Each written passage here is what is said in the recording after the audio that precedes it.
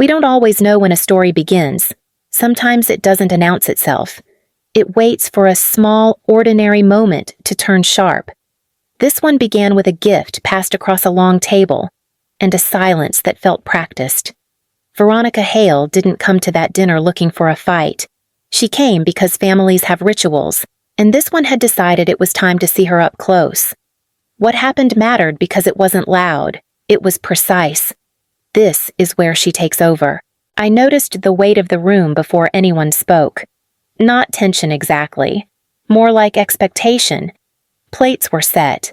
Glasses were filled. People leaned in just enough to show they were ready. Dominic Crow smiled at me from the head of the table. He held something small between his fingers.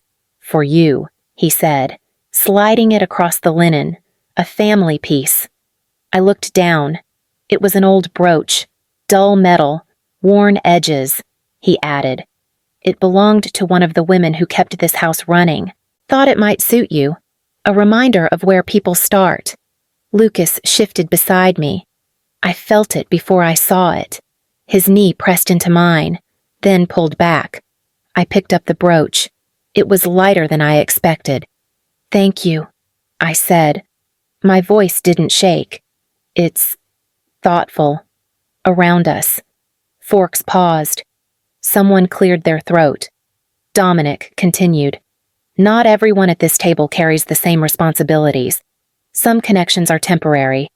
It's important to understand that early." Lucas finally spoke. "Dad." Dominic held up a hand. "I'm speaking plainly. It saves confusion." I set the brooch on the table, right where everyone could see it. I folded my napkin once, then again. "I appreciate the honesty," I said, truly. There it was. The moment people later asked about. The one they wanted to turn into something dramatic. From where we were standing, it was just a man asserting a hierarchy he believed was permanent. We could all feel it. The decision had already been made, even before she stood. I pushed my chair back and rose. "Thank you for dinner." Outside. The air felt cooler. Lucas followed me onto the gravel. "I didn't know he was going to do that," he said. "He's under pressure." I looked at him. "You waited." He swallowed. I froze. "I know." I handed him the brooch. "I'm leaving." "Veronica, please. I need you to understand something." I said. Silence is still a choice. I walked to my car without looking back. My phone buzzed once in my pocket. A message from Mina. The market alert we had been watching quietly all week had just moved. "If this story stays with you, you know what to do." The car door closed with a soft, final sound. I sat there for a moment with my hands on the wheel, not turning the key. My fingers were steady, which surprised me. Lucas stood a few steps away, running a hand through his hair the way he did when he didn't know where to put the rest of himself. I should have said something sooner. He offered. His voice was low, like he didn't want the house to hear him. I didn't think he'd take it that far. I nodded once. Not agreement, just acknowledgement. He didn't raise his voice. I said, "That was the point." Lucas stepped closer. "You know how he is. He tests people. He doesn't test." I answered. "He decides." The words landed heavier than I meant them to. Lucas stopped moving. I froze. He said, "Everything happens fast with him. 1 second you're fine. The next you're already behind." I looked at him then. Really looked. His tie was slightly crooked, one cuff undone. Small things. Tells. I've been behind my whole life. I said, "What hurt wasn't what he gave me. It was how long it took you to speak." He swallowed. "That doesn't mean I agreed." "No," I said. "It means you waited to see if I would disappear on my own." The gravel shifted under his shoes. Somewhere behind us. Laughter broke out through an open door. Dinner moving on.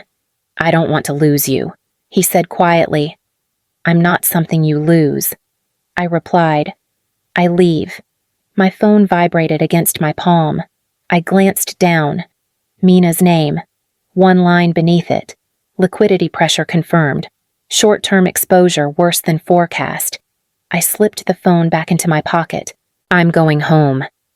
I told him. We'll talk later. He opened his mouth, then closed it again. I started the engine and pulled away, the house shrinking in the mirror until it was just light against dark. The drive home was quiet in the way that lets your thoughts catch up to you. No music, just the sound of the road and the occasional vibration from my phone, screen lighting up and going dark again. I didn't answer any of it until I was inside my apartment. Shoes kicked off near the door, jacket still on. Mina called instead. I saw the alert. She said, straight to it. You all right? I'm fine. I told her. Annoyed, clear-headed. That's usually when you're the most dangerous.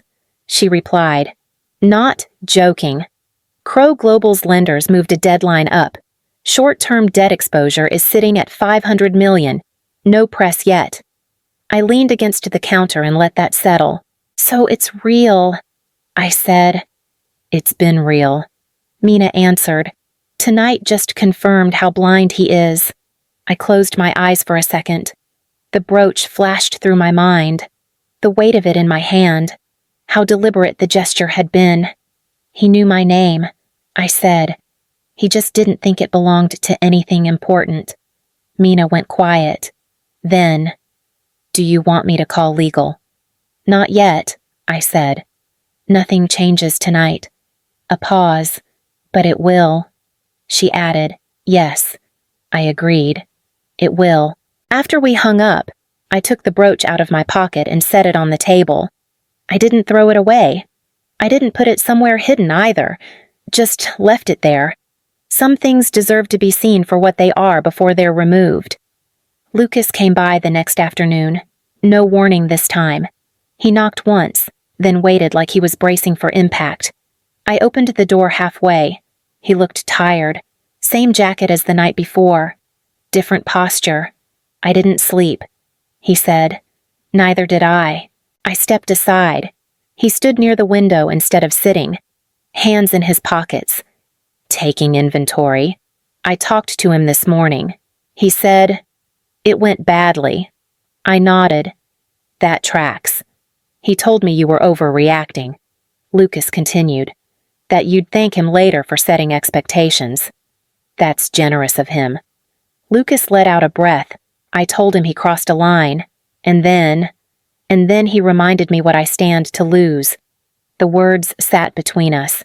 He didn't dress them up. I saw the files, he added. The ones he keeps off the books.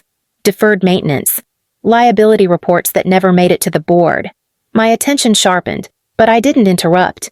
I've known about some of it for a while, Lucas admitted. Not enough to stop it. Enough to feel sick. I leaned against the counter. So why tell me now? Because last night wasn't about business, he said. It was about power. And I'm done pretending I don't see it. He pulled a flash drive from his pocket and set it down carefully, like it might bite. If I give this to you, he said, quieter now. I'm out. No inheritance. No protection. I looked at the drive, then at him. That's your decision, I said. He nodded. I know. The silence that followed wasn't empty. It was settled. Mina arrived just after sunset, laptop under one arm, hair still damp from a rushed shower. She kicked the door shut behind her and dropped into the chair across from me. Legal reviewed the draft withdrawal, she said. Clean. Counsel is ready when you are. I slid the flash drive Lucas had given me across the table. Add this to the review, quietly. She picked it up, eyes narrowing. That bad. Worse. I said, deferred maintenance. Exposure they never disclosed. Patterns. Mina exhaled through her nose. Then the board won't defend him. They don't need to. I said. They just need an alternative. She opened her laptop. The screen glow caught the edge of the brooch, still sitting where I'd left it. Let's say this out loud, Mina said. You're not using Redshift's balance sheet. Never. I replied. Redshift stays clean. Good. Then we move through the family office. she said, fingers moving. The consortium's already aligned. Institutional holders are tired of the same explanations. I nodded. They want stability, not speeches. Mina turned the screen toward me. We have commitments lined up. Enough voting power to call a special meeting once the withdrawal posts. How long? I asked. Days, not hours, she said. That's the point. My phone buzzed. A message from Lucas. One line. I'm staying out of sight. Tell him to talk to counsel, Mina said, catching the look on my face. Whistleblower protections apply if we do this right. I will, I said. He knew the cost. Mina closed the laptop. One more thing. Dominic knows there's a V, Hale, behind the trust. He just never connected it to you. I smiled once. Not happy. Clear. Contempt makes people sloppy. I said. She stood. When we file, it won't sound personal. It isn't. I said. It's structural. Mina paused at the door. Ready. So am I said, and reached for my phone. Lucas called late. Not desperate. Measured. That was new. I spoke to counsel. He said. Independent. Not his people. That was smart. They confirmed what I lose if I go forward. A pause. Everything that carries his name. I leaned back against the counter. Phone warm in my hand. And what you keep. My freedom, he said. Eventually. We didn't rush the silence. He deserved that much. I sent the files through the secure channel. He continued. Maintenance reports, internal emails, the side letter about the liability reserve. It's all there. I saw. I said. You were careful. I had to be. His voice dropped. Once this moves, he'll say I betrayed him. He'll say worse. I said. Are you ready for that? Another pause. Longer this time. I grew up watching him erase people, Lucas said, quietly, with a phone call, a vote. I told myself it was business. And now I know it was training. He said, if I take what he leaves me, I become him. I closed my eyes. The brooch sat on the table between us like a witness. You don't owe me this, I said. I'm not doing it for you. Lucas replied, I'm doing it so the company survives what he's turning it into. Then stay out of the spotlight, I said. Let counsel speak. Let the process do its work. I will, he said. I won't ask you to protect me. I can't, I said. But I won't expose you either. He exhaled. That's enough. We hung up without ceremony. Some choices don't need closure. They just need to be made. Monday moved slowly on the surface and fast underneath. By mid-morning, Mina was already on her third call. The withdrawal posted, she said, covering the receiver with her hand. Counsel filed the amended disclosure. Clean language, no accusations. I watched the city through the window. Traffic like normal. Nothing looked different. It won't stay quiet, I said. It never does. Mina replied, then turned back to the call. Yes. Material change acknowledged. By Tuesday afternoon, the numbers stopped pretending. Crow Global stock slid just over 20 points before trading was halted. Phones lit up across offices that had ignored warning signs for years. Mina came in carrying coffee I hadn't asked for. The board scheduled an emergency session. They're split. Half want to protect him, half want an exit. They'll choose survival. I said. Wednesday proved that. 2 directors resigned. One issued a statement about governance. Another stopped returning calls altogether. By Thursday morning, the consortium went public. Institutional investors lined up behind the offer. Not generous. Not punitive. Precise. Mina slid a document across the table. Voting power confirmed. Enough to call for leadership review. My phone rang. Dominic's number. I let it ring once more than necessary before answering. This ends now. His voice cut in. Controlled. Tight. You've made your point. It wasn't a point. I said. It was a process. You think this makes you powerful. He said, "You think you've won." "I think the board will vote," I said. "That's all." He lowered his voice. "Name your price. Consulting role. Quiet settlement."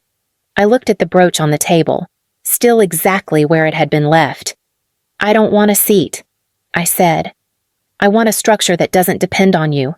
Silence followed. Then the line went dead. Mina didn't ask how I felt. She just nodded. "They'll move by morning." I picked up my coffee. It had gone cold. The vote happened without ceremony.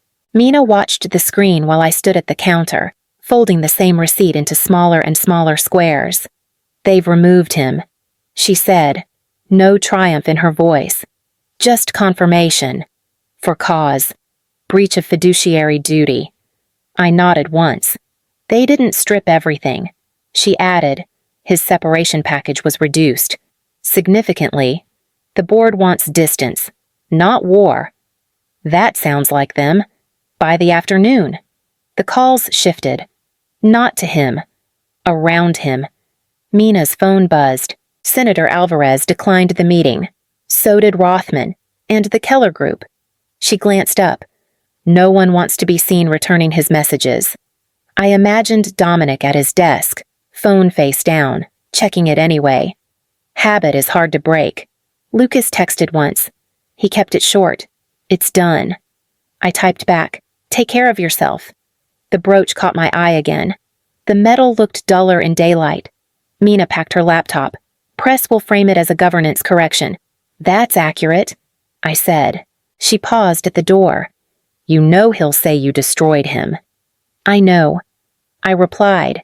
"He taught me how to disappear people." The room went quiet after she left. I didn't rush to fill it. Some endings don't announce themselves. They just stop calling. I went back to the house once. Not for him. For myself. The gate was open. No guards. No cars in the drive. Inside, the rooms felt smaller without people arranging them around power. I walked through slowly, touching nothing. In the dining room, the table was bare. The chair at the head pushed in, unused. I set the brooch down where his place used to be. Next to it, I placed my original birth certificate, the one without his name. No speech. No note. Lucas called later that night. His voice sounded lighter, tired but steady. "I'm staying away for a while," he said. "Council thinks that's best." I agree. I told him, "You did the hard part already." After we hung up, I sat on the floor of my apartment with my back against the couch. The quiet felt earned. I thought about how long I'd carried his voice around with me, how easily it had shaped the rooms I thought I was allowed to enter. That night, something shifted. Not victory. Distance. Veronica Hale didn't take his place. She removed it. I slept better than I expected. If this story stayed with you, you already know why. Sometimes listening is enough.